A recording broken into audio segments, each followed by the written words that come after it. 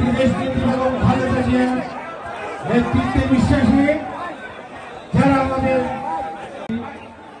আপনারা মঞ্চটা পরিষ্কার করে দয়া করে সমাবেশের পরিবেশটা বজায় রাখে।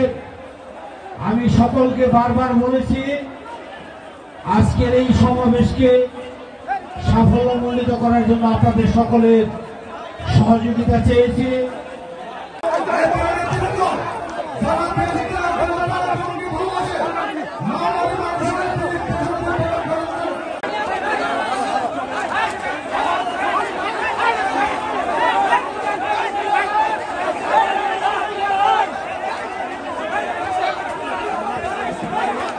আপনারা দয়া করে মঞ্চ খালি করে দেন। যারা অ্যাডমিনিস্ট্রেটর আছেন তার বাইরে কেউ থাকবেন না। দয়া করে মিনিস্টার নেতৃবৃন্দ ছাড়া সকলেই নেমে পড়েন। আমাদেরকে